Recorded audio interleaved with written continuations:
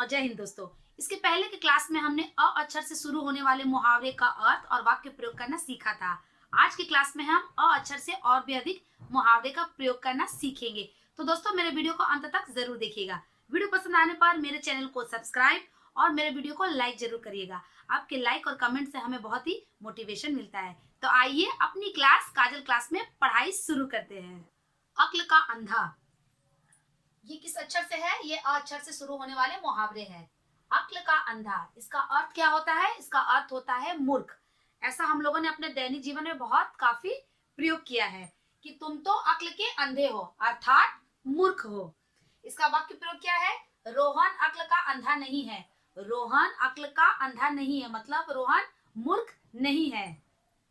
अंधेर मचना, अंधेर मचना है, इसका अर्थ क्या है? इसका अर्थ होता है अत्याचार करना। अंधेर मचना का अर्थ होता है अत्याचार करना। जब कोई किसी पर बहुत ज्यादा अत्याचार करता है तो हम लोग कहते हैं कि देखो वहां पर तो अंधेर मचा है। इसका वाक्य प्रयोग करके इसको और भी अच्छी तरह से हम समझ सकते हैं।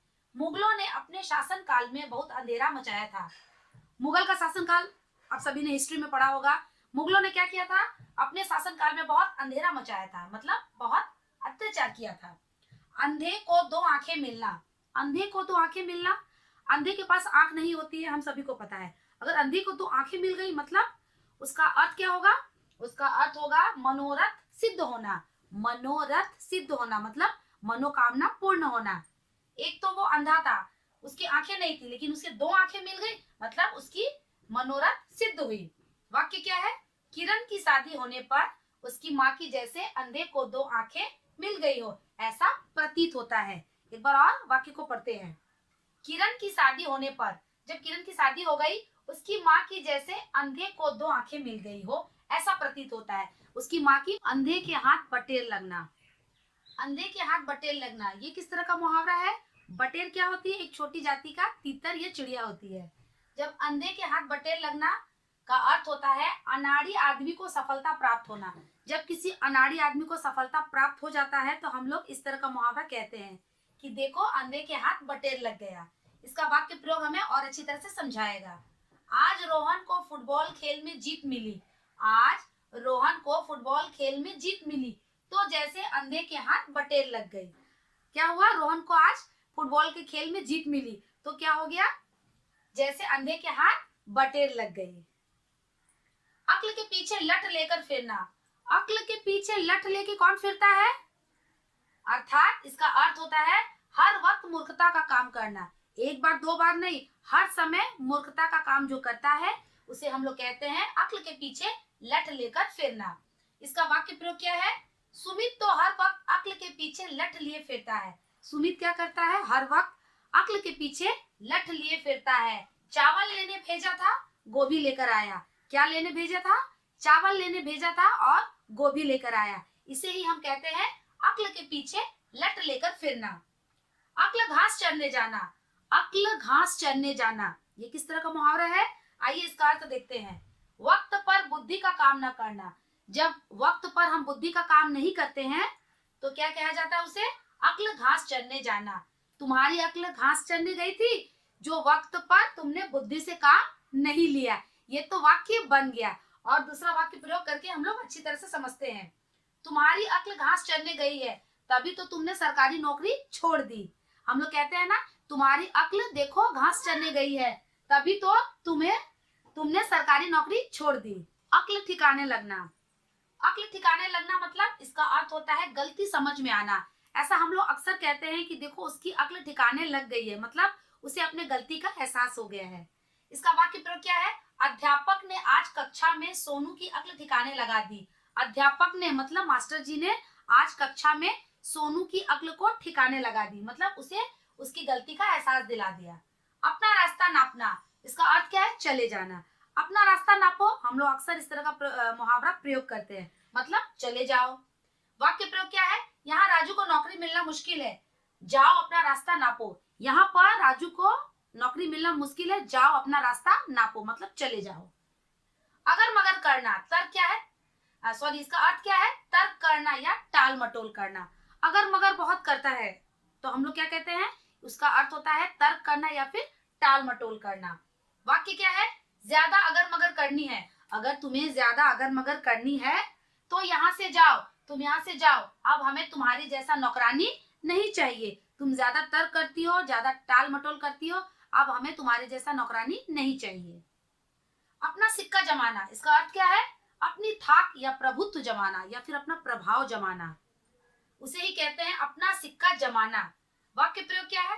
तुमने कुछ ही दिनों में अपनी कक्षा में अपना सिक्का जमा लिया है। तुमने कुछ ही दिनों में अपनी कक्षा में अपना सिक्का जमा लिया है, मतलब अपना स्थान रख लिया है, अपना प्रभाव जमा लिया है। इसे ही कहते हैं कि अपनी थाक या प्रभाव जमाना।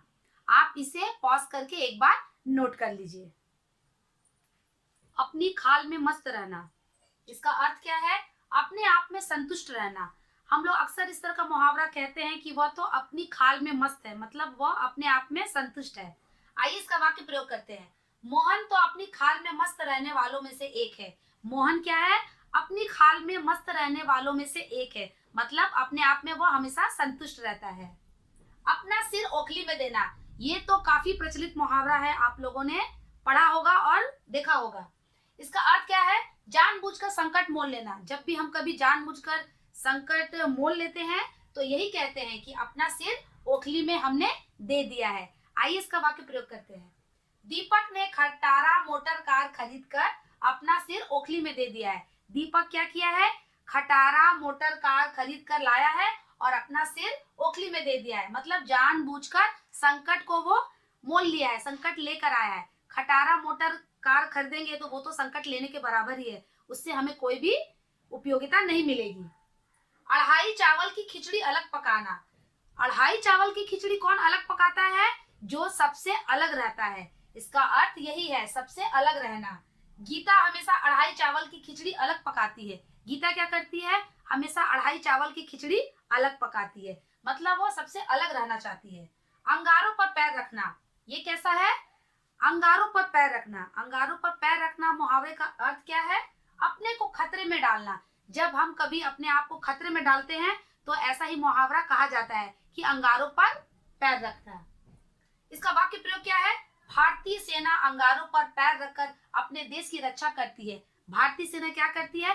अंगारों पर पैर रखकर अपने देश की रक्षा करती है, हमारी और आप सबकी रक्षा करती है। अक्ल दंग होना, इसका अर्थ क्या है? चकित होना। जब हम चकित होते हैं तो कहते हैं अक्ल दंग होना। इसका वाक्य प्रयोग क्या है? मेरी पुत्री का पढ़ाई में ज्यादा मन नहीं लगता, लेकिन परीक्षा परिणाम आने पर सबको अक्ल दंग कर देती है, मतलब आश्चर्यचकित कर देती है। एक बार और पढ़ के समझते हैं। मेरी पुत्री का पढ़ाई में ज्यादा मन नहीं लगता, लेकिन परीक्षा परिणाम आने पर सबको अक्ल दंग कर देती है, मतलब सबको चकित कर देती है अच्छे मार्क्स लाकर। अक्ल का अंजीर्ण होना। अंजीर्ण क्या होता है? एक तरह का बदहजमी होता है, उसे अंजीर्ण कहते हैं। अक्ल का अंजीर्ण होना मतलब अक्ल का क्या होता है? इसका अर्थ होता है आवश्यकता से अधिक अक्ल होना। जब हमें आवश्यकता से ज्यादा अक्ल हो जाता है तो हम लोग इस तरह का मुहावरा कहते हैं, अक्ल का अंजीर्ण होना। वाक्य प्रयोग क्या है? अर्जुन को धनुष बाण में अक्ल का अंजीर्ण था। अर्जुन को धनुष बाण में अक्ल का अंजीर्ण था, मतलब आवश्यकता से अधिक अक्ल अर्जुन के पास था। किसमें? धनुष बाण में। अक्ल का पुतला, इसका अर्थ क्या है? बहुत बुद्धिमान। अक्ल का देखो वो देखो वह तो अक्ल का पुतला है, मतलब अक्ल का पुतला है मतलब बहुत बुद्धिमान है। वाक्य प्रयोग क्या है? रावण तीनों लोकों में अक्ल का पुतला था। रावण तीनों लोकों में अक्ल का पुतला था, मतलब बहुत बुद्धिमान था। अंतर के पट खोलना, इसका अर्थ क्या है? अंतर के पट खोलना। विवेक से काम लेना या चतुराई से काम लेना। विवेक से काम लेना या फिर चतुराई से काम लेना, इसे ही हम कहते हैं अंतर के पट खोलना। इसका वाक्य प्रयोग क्या है? भगवान के दर्शन अंतर के पट खोलने से ही मिल सकते हैं। भगवान के दर्शन अंतर के पट खोलने से ही मिल सकते हैं, मतलब विवेक से काम लेने से ही हमें भगवान के साक्षात दर्शन होते हैं। दोस्तों, आज की क्लास में हमने अ से मुहावरे का प्रयोग करना और अर्थ अच्छी तरह से समझा है। आप इसे घर पर बहुत अच्छी तरह से प्रैक्टिस करिएगा। तो मिलते हैं अपने आने वाले नेक्स्ट वीडियो में, तब तक के लिए धन्यवाद।